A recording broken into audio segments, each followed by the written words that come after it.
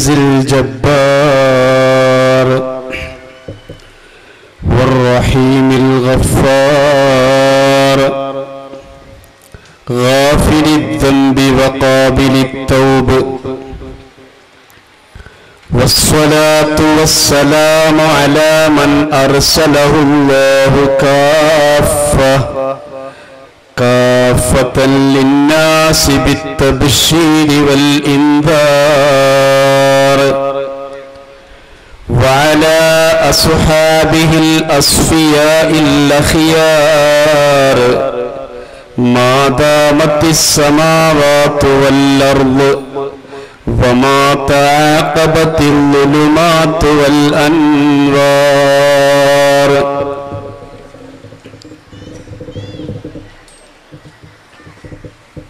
إن نريد إلا الإصلاح ما استطعت وما توفيقي إلا بالله عليه توكلت وإليه أنيب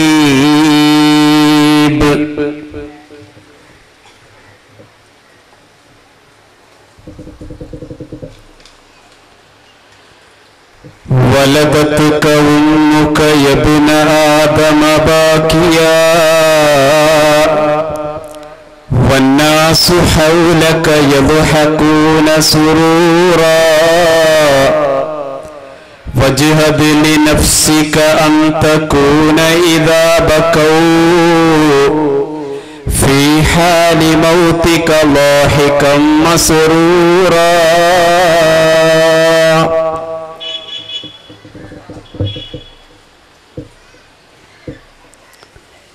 സ്നേഹാധരണീയരായ പിതൃതുല്യരായ കാരണവന്മാരെ, വാത്സല്യ നിധികളായ മാതാക്കളെ, സഹോദരി സഹോദരന്മാരെ,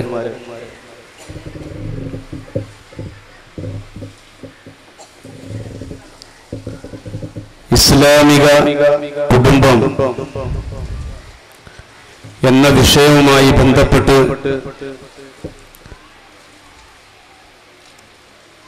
ഈ ക്യാമ്പിൽ സംസാരിക്കുവാനാണ് എന്നെ ഉത്തരവാദിത്തപ്പെടുത്തിയിട്ടുള്ളത്.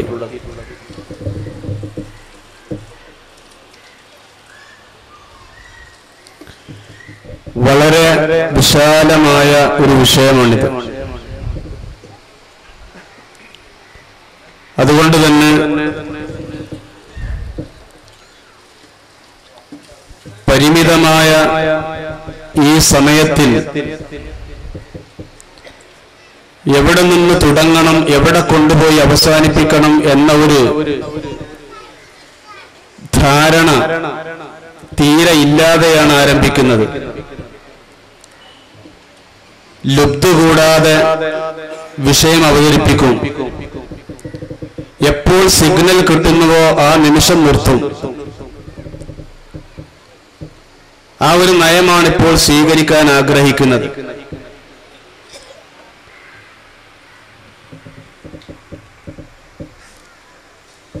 ഈ ലോകത്തുള്ള എല്ലാറ്റിനെയും അല്ലാഹു ഇണകളായിട്ട് സൃഷ്ടിച്ചു.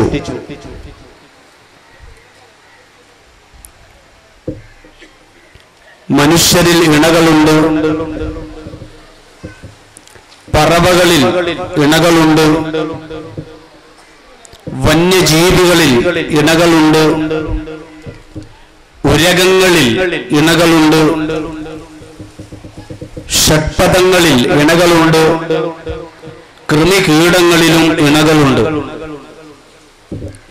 വിശുദ്ധ ഖുർആനിന്റെ ഹൃദയം എന്ന് വിശേഷിപ്പിക്കപ്പെടുന്ന അധ്യായമാണ് സൂറത്തു യാസീൻ. ആ സൂറത്തു യാസീനിൽ അല്ലാഹു പറയുന്നുണ്ട്, സുബ്ഹാനല്ലദീ ഖലഖൽ അസ്വാജ കുല്ലഹാ മിമ്മാ തുൻബിതുൽ അർളു വമിൻ അൻഫുസിഹിം വമിമ്മാ ലാ യഅലമൂൻ. ഇണകളെ സൃഷ്ടിച്ച അല്ലാഹു എത്ര പരിശുദ്ധനാണ്. നിങ്ങളിലും ഭൂമി മുളപ്പിച്ചുകൊണ്ടിരിക്കുന്നവയിലും നിങ്ങൾക്ക് അറിയാത്ത പലതിലും ഇണകളെ അല്ലാഹു സംവിധാനിച്ചിട്ടുണ്ട്.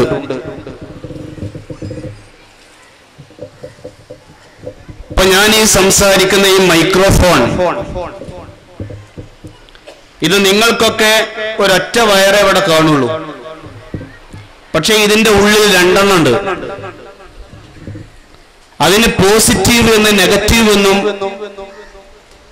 നമ്മളുടെ ടേമിൽ പറയും.